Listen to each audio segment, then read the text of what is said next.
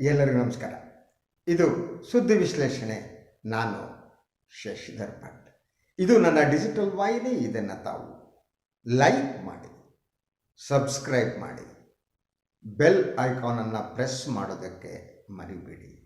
ಹಾಗೆಯೇ ನನ್ನ ಈ ಸ್ವತಂತ್ರ ಪತ್ರಿಕೋದ್ಯಮಕ್ಕೆ ತಮ್ಮ ಕೃಪಾಶೀರ್ವಾದ, ಬೆಂಬಲ ಸದಾ ಇರಲಿ. ಬನ್ನಿ, ನಾವು ಜೊತೆಯಾಗಿ ಹೆಜ್ಜೆ ಹಾಕೋಣ. ಈ ಬೆಳಿಗ್ಗೆ ನಾನು ಯೋಚಿಸ್ತಾ ಇದ್ದೆ, 2 ಅಂಗಡಿಗಳಿವೆ ಅಂದ್ಕೊಳ್ಳಿ. ಒಂದು ಅಂಗಡಿಯಲ್ಲಿ ಅನ್ನ ಇದೆ, ಇನ್ನೊಂದು ಅಂಗಡಿಯಲ್ಲಿ ಧರ್ಮ ಇದೆ. ಯಾರು ಯಾವ ಅಂಗಡಿಗೆ ಹೋಗಿ ತಮಗೆ ಬೇಕಾದ್ದನ್ನು ಖರೀದಿಸಬಲ್ಲರು? ನಿಜ. ಯಾರು ಹಸಿವನ್ನು ಎದುರಿಸಲಾಗದೆ ತತ್ತರಿಸಿದ್ದಾರೋ ಅವರು ಅನ್ನದ ಅಂಗಡಿಯತ್ತ ಹೋಗ್ತಾರೆ. ಕಳೆದ 2-3 ದಿನಗಳಿಂದ ಊಟ ಇಲ್ಲ ಅಂದುಕೊಳ್ಳಿ. ಹೊಟ್ಟೆ ಹಸಿತಾ ಇದೆ, ಬಾಯಾರಿಕೆ ಆಗ್ತಾ ಇದೆ, ಕಾಲು ಕೈಗಳು ನಿತ್ರಾಣಗೊಂಡಿವೆ, ನಡೆಯುವುದಕ್ಕೆ ಸಾಧ್ಯ ಆಗ್ತಾ ಇಲ್ಲ. ಹೊಟ್ಟೆ ಹಸಿವಿನಿಂದ ಒಳಗಡೆ ಉರಿ ಹೊತ್ತಿಕೊಂಡಿದೆ.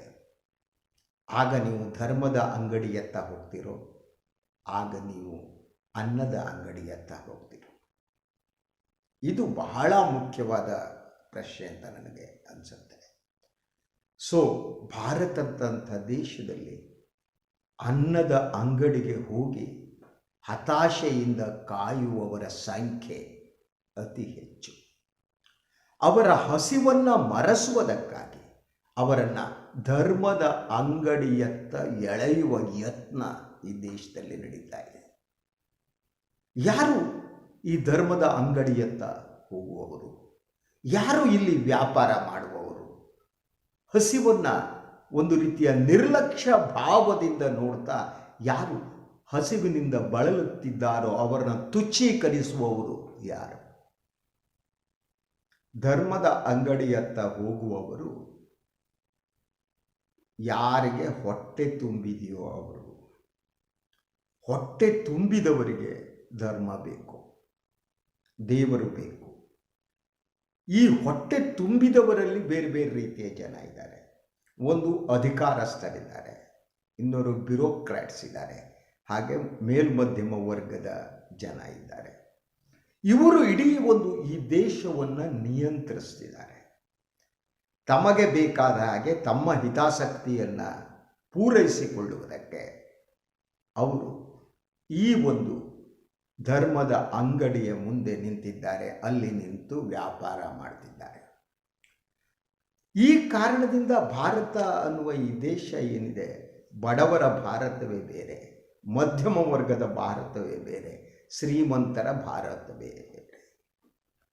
ಸೊ ನಾವೇನು ಅಭಿವೃದ್ಧಿಯ ಬಗ್ಗೆ ಮಾತನಾಡ್ತೀವಿ ಈ ದೇಶದಲ್ಲಿ, ನಾವು ಅಭಿವೃದ್ಧಿಯ ಬಗ್ಗೆ ಮಾತನಾಡುವಾಗ ಈ ಶ್ರೀಮಂತರ ಭಾರತದ ಬಗ್ಗೆ ಯೋಚನೆ ಮಾಡ್ತೀವಿ, ಮೇಲ್ಮಧ್ಯಮ ವರ್ಗದವರ ಭಾರತದ ಬಗ್ಗೆ ಯೋಚನೆ ಮಾಡ್ತೀವಿ. ಆ ಫೋಕಸ್ಸನ್ನು ಜನರನ್ನು ಆ ಕಡೆಗೆ ತಿರುಗಿಸಲಾಗಿದೆ.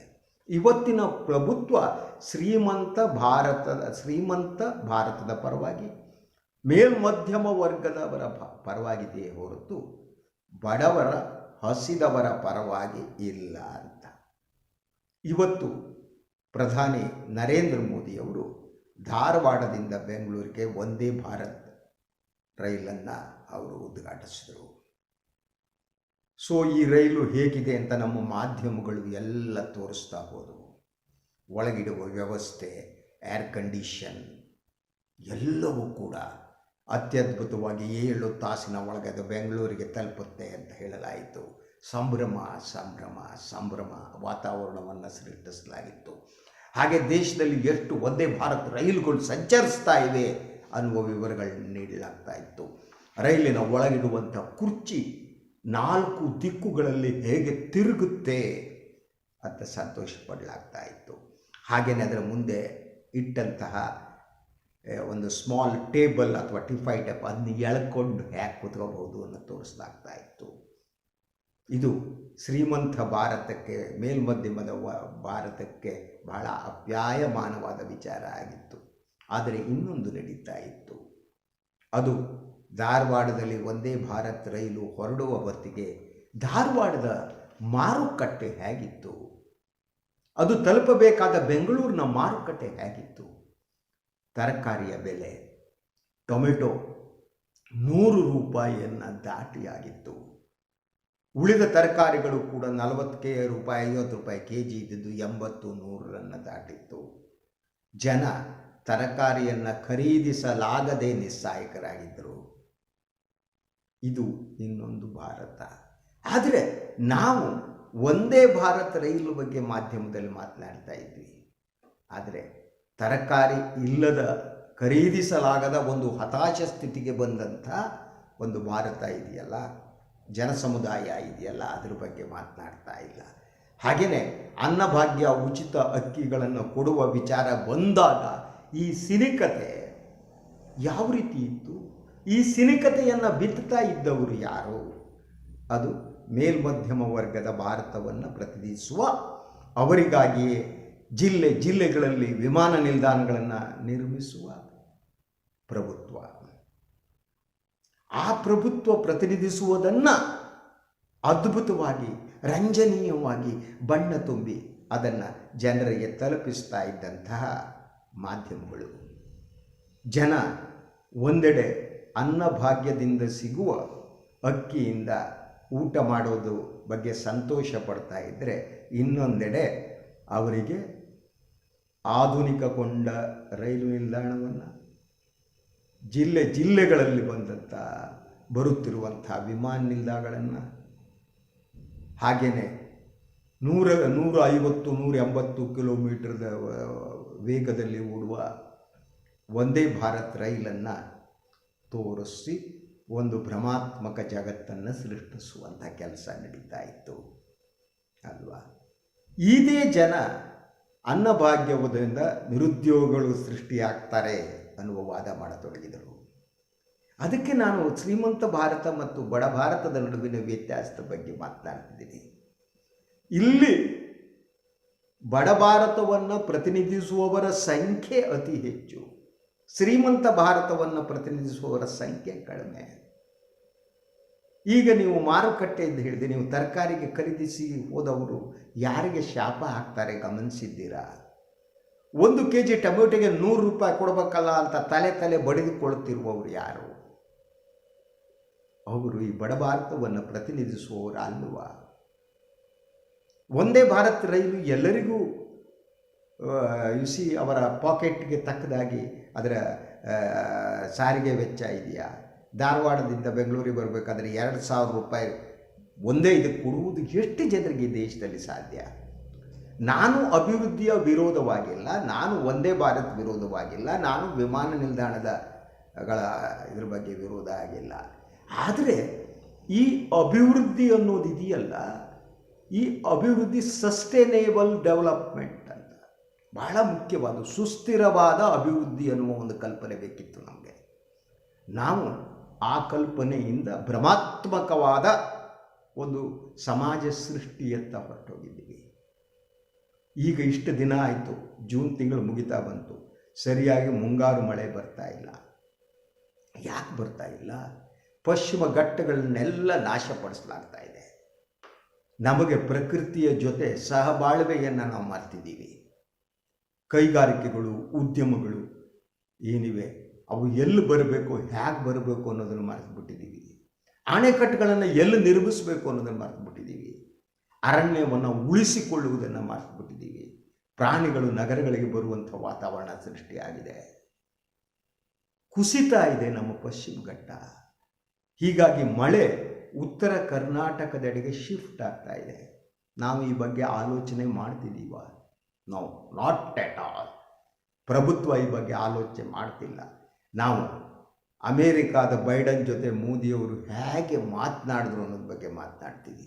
ಅಮೇರಿಕಾ ವಿಶ್ವಗುರಿಗೆ ಇದಾಗೋಯ್ತು ಅನ್ನೋದ್ರ ಬಗ್ಗೆ ಮಾತನಾಡ್ತೀವಿ. ಗಡಿಯಲ್ಲಿ ಪಾಕಿಸ್ತಾನ ಸೈನಿಕರನ್ನ ಯಾರನ್ನೋ ಒಳನುಸುಳಿ ಕಾರನ್ನ ಹ್ಯಾಕ್ ಹೊಡೆದಾಕಿದ್ವಿ ಅಂತ ಮಾತನಾಡ್ತೀವಿ. ಆದರೆ ಈ ದೇಶ ಅಂದರೆ ಕೇವಲ ಮಣ್ಣು ಅಂತ ಮಾತನಾಡುವ ಜನ ನಾವು. ಜನರನ್ನು ಹೊರತುಪಡಿಸಿ ಭಾರತದ ನಕಾಶೆಯೇ ದೇಶ ಎಂದು ಪರಿಭಾವಿಸುವ ಆ ರೀತಿ ಪ್ರಚಾರ ನಡೆಸುವವರು ಈ ಮಣ್ಣನ್ನು, ಈ ಅರಣ್ಯವನ್ನು, ಪಕ್ಷಿ ಪ್ರಾಣಿ ಸಂಕುಲವನ್ನು ಉಳಿಸಿಕೊಳ್ಳುವಂಥ ಅಭಿವೃದ್ಧಿ ಮಾದರಿಗಳನ್ನು ಅನುಸರಿಸ್ತಾನೇ ಇಲ್ಲ. ಅಂದರೆ ಅವರ ಪ್ರೀತಿ ಅನ್ನುವುದು ಈ ನೆಲದ ಮೇಲೆ ಇಲ್ಲ, ಅವರ ಪ್ರೀತಿ ಅನ್ನೋದು ಈ ಅರಣ್ಯದ ಬಗ್ಗೆ ಇಲ್ಲ, ಅವರ ಪ್ರೀತಿ ಅನ್ನುವುದು ಮನುಷ್ಯ ಮತ್ತು ಸಕಲ ಜೀವಿಗಳ ಸಹಬಾಳ್ವೆ ಏನಿದೆ ಅದರ ಬಗ್ಗೆ ಇಲ್ಲ ಅವರಿಗೆ ಒಲವು. ಇಂತಹ ದುರಂತ ಸ್ಥಿತಿಯಲ್ಲಿ ನಾವು ನಿಂತಿದ್ದೇವೆ. ಈ ಬೆಳಗ್ಗೆ ನನಗೆ ಆ ಚಿತ್ರ ನನ್ನ ಕಣ್ಣಿನ ಮುಂದೆ ಇದೆ. ಒಂದೆಡೆ ವಂದೇ ಭಾರತ್ ರೈಲು ಅತಿ ವೇಗವಾಗಿ ಓಡ್ತಾ ಇದೆ. ಅಲ್ಲಿ ನಮ್ಮ ರಾಜ್ಯದ ರಾಜ್ಯಪಾಲರು ಮತ್ತು ಕೇಂದ್ರ ಸಚಿವರಾದಂಥ ಪ್ರಹ್ಲಾದ್ ಜೋಶಿಯವರು ಕೂತಿದ್ದಾರೆ. ಅವರು ವಂದೇ ಭಾರತ್ ರೈಲಿನಲ್ಲಿ ಕೂತು ಹೋಗುವ ಚಿತ್ರ ನನ್ನ ಮನಸ್ಸಿನಲ್ಲಿದೆ ಒಂದು ಕಡೆ. ಇನ್ನೊಂದು ಕಡೆ ಮಾರುಕಟ್ಟೆಯಲ್ಲಿ ತರಕಾರಿ ಖರೀದಿಸಲಾಗದೆ ನಿಟ್ಟುಸಿರು ಬಿಡುತ್ತಿರುವ ಸಾಮಾನ್ಯ ಜನ, ಬಡವರು ನನ್ನ ಕಣ್ಣು ಮುಂದೆ ಇದ್ದಾರೆ. ಇದರ ಜೊತೆಗೆ ಕೇಂದ್ರ ಸಚಿವೆ ನಿರ್ಮಲಾ ಸೀತಾರಾಮನ್ ಈ ಹಿಂದೆ ಹೇಳಿದ ಒಂದು ಮಾತು ಕೂಡ ನನಗೆ ನೆನಪಾಗ್ತಾ ಇದೆ. ಈರುಳ್ಳಿ ಬೆಲೆ ಜಾಸ್ತಿ ಆಗುತ್ತೆ ಅಂದರೆ ನಾನು ಈರುಳ್ಳಿ ತಿನ್ನಲ್ಲ ಅಂತ ಹೇಳಿದರು. ಸೊ ಎಲ್ಲವನ್ನು ತಿನ್ನುವುದನ್ನು ನಾವು ಬಿಡಬೇಕಾದ ವಾತಾವರಣ ಸೃಷ್ಟಿಸ್ತಾ ನಮಗೆ ಚಂದ್ರಲೋಕವನ್ನು ತೋರಿಸಿದ ಹಾಗೆ ವಂದೇ ಭಾರತ್ ರೈಲನ್ನು, ಸಿದ್ಧಗೊಳ್ಳುತ್ತಿರುವ ವಿಮಾನ ನಿಲ್ದಾಣಗಳನ್ನು, ರಸ್ತೆಗಳನ್ನು ತೋರಿಸಲಾಗ್ತಾ ಇದೆ. ಅನ್ನ, ಹಸಿವು ಎಂದು ಎಲ್ಲೆಡೆಗೂ ಅಸಹಾಯಕಂತ ನೋಡುವವರಿಗೆ ಧರ್ಮದ ಅಂಗಡಿಯತ್ತ ಬಾಗಿಲು ತೋರಿಸಲಾಗ್ತಾ ಇದೆ. ಇಲ್ಲಿ ಬೇರೆ ಬೇರೆ ದೇವರಿದೆ, ಬೇಕಾದ ದೇವರನ್ನು ಖರೀದಿ ಮಾಡಿ ಹೊಸ ಹೊಸ ದೇವರನ್ನ ಧರ್ಮದ ಅಂಗಡಿಯಲ್ಲಿ ಇಡಲಾಗ್ತಾ ಇದೆ. ಯಾವುದನ್ನು ಮಾರಾಟ ಮಾಡ್ಬೋದು, ಯಾವ ಹೊತ್ತಿಗೆ ಮಾರಾಟ ಮಾಡ್ಬೋದು, ಯಾವ ಚುನಾವಣೆಯಲ್ಲಿ ಯಾವ ದೇವರು ಮಾರಾಟ ಮಾಡ್ತಾರೆ ಅನ್ನುವ ಅಂಗಡಿ ಇದೆ. ದುರ್ದೈವಾದರೆ ಹಸಿವಿನಿಂದ ಬಳಲುತ್ತಿರುವವರು, ಅನ್ನ ಇಲ್ಲದವರನ್ನು ಕೂಡ ಈ ಧರ್ಮದ ಅಂಗಡಿಗೆ ಅವರನ್ನು ಆಕರ್ಷಿಸಲಾಗ್ತಾ ಇದೆ. ಅವರು ನೋಡ್ತಿದ್ದಾರೆ, ಎಸ್ ನಾನು ಈ ಧರ್ಮದ ಅಂಗಡಿಯಲ್ಲಿರುವ ದೇವರು ಆದರೂ ನನಗೆ ಅನ್ನ ನೀಡಬಹುದೇ ಅಂತ. ದಟ್ ಇಸ್ ಅ ಸಿಚುವೇಶನ್ ನಾವು. ಎನಿವೆ, ಇದಾಗಿತ್ತು ಇವತ್ತಿನ ಸುದ್ದಿ ವಿಶ್ಲೇಷಣೆ. ತಾವು ನನ್ನ ವಾಹಿನಿಯನ್ನು ಲೈಕ್ ಮಾಡಿ, ಸಬ್ಸ್ಕ್ರೈಬ್ ಮಾಡಿ, ಬೆಲ್ ಐಕಾನನ್ನು ಪ್ರೆಸ್ ಮಾಡೋದು ಮರಿಬೇಡಿ. ಹಾಗೆಯೇ ಸಾಧ್ಯ ಆದರೆ ಸಹಾಯ ಮಾಡಿ. ತಮ್ಮ ಪ್ರೀತಿ ಸದಾ ನನ್ನ ಮೇಲೆ ಇರಲಿ. ಬನ್ನಿ, ಸ್ವತಂತ್ರ ಪತ್ರಿಕೋದ್ಯಮವನ್ನು ಉಳಿಸೋಣ, ಜೊತೆಯಾಗಿ ಹೆಜ್ಜೆ ಹಾಕೋಣ. ನನ್ನನ್ನು ತಾವೇ ಮುನ್ನಡೆಸಬೇಕು. ನಮಸ್ಕಾರ.